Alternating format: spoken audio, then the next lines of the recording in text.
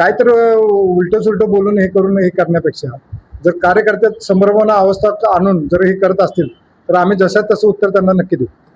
तर कुठल्या तर नेत्यावर बोलायचं आणि स्वतःला पब्लिसिटी साठी काम करायचं हे आता पॅटर्न जुना झालाय.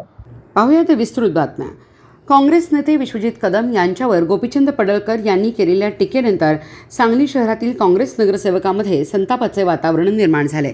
या पार्श्वभूमीवर आज काँग्रेसच्या नगरसेवकांनी आक्रमक भूमिका घेत टीकाकरणात जशास तसे उत्तर देण्याचा इशारा दिला. नगरसेवकांनी सांगितले की विश्वजित कदम हे सर्वसामान्य जनतेचे नेते असून त्यांच्यावर खालच्या पातळीवर जाऊन टीका करणे अशोभनीय आहे. पडळकर समर्थकाकडून करण्यात येणारे आरोपही निराधार असल्याचा दावा त्यांनी केला. तसेच या टीकेमागे भारतीय जनता पार्टी यांचा छुपा पाठिंबा असल्याचा गंभीर आरोप काँग्रेस नगरसेवकांनी केला.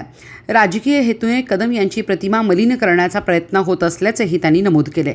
शहर जिल्हाध्यक्ष राजेश नाईक आणि विरोधी पक्षनेते मंगेश चव्हाण यांच्यासह एकूण 18 नगरसेवकांनी संयुक्तपणे इशारा देत म्हटले आहे की यापुढे विश्वजित कदम यांच्या विरोधात अशा प्रकारे आरोप किंवा टीका करण्यात आल्यास त्यांना ठोस आणि जशास तसे उत्तर दिले जाईल. दरम्यान या प्रकरणामुळे सांगलीतील राजकीय वातावरण तापण्याची चिन्हे दिसत असून येत्या काळात हा वाद आणखी चिघळण्याची शक्यता व्यक्त केली जात आहे. कसं आहे राजकारणात नाही राजकारणात टीकात्मक हे करावं आम्ही त्याच्याबद्दल दुमत नाही, पण काय तर उलटं सुलटं बोलून हे करून हे करण्यापेक्षा जर कार्यकर्त्यात संभ्रमण अवस्था आणून जर हे करत असतील तर आम्ही जसं तसं उत्तर त्यांना नक्की देऊ. जिल्ह्यात जे आता गणित बदललेले आहेत, पंचायत समिती असून दे, ग्रामपंचायत असून दे, जिल्हा परिषद असून दे, सगळीकडे आता काँग्रेस पक्ष परत जोरात उठालेला आहे. आमच्या अंतर्गत वादाचा फायदा घेऊनच आजपर्यंत भाजपनं राजकारण केलं, ते कुठं थांबायला आलंय. ह्या दोघांची एकी हे त्यांना भगवान आता, आणि ह्या दोघांत फूट पाडल्याशिवाय पुढं आपल्याला यश मिळणार नाही ही त्यांची अपेक्षा आहे.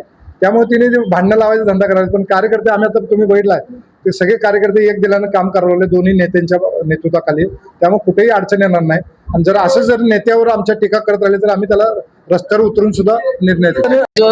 या प्रेसच्या माध्यमातून आम्हाला एवढंच सांगायचं आहे, कुणाची पात्रता काय आहे हे जनता ठरवत असते. तर कुठल्या तर नेत्यावर बोलायचं आणि स्वतःला पब्लिसिटी साठी काम करायचं हे आता पॅटर्न जुना झालाय. अखंड महाराष्ट्रामध्ये तुम्ही बघितलाय भाजपचं एकमेव काम असं आहे की महापुरुषांना नावं ठेवायची, महापुरुषांबद्दल चुकीचं बोलायचं आणि प्रेसमध्ये बातम्या द्यायच्या.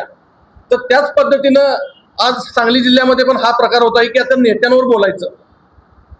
तर हे कुठं तर थांबलं पाहिजे आणि हे भाजपनं थांबवलं पाहिजे, कारण ह्याची सुरुवात भाजपनं केली आहे आणि हे सत्तेच्या जीवावर चाललंय.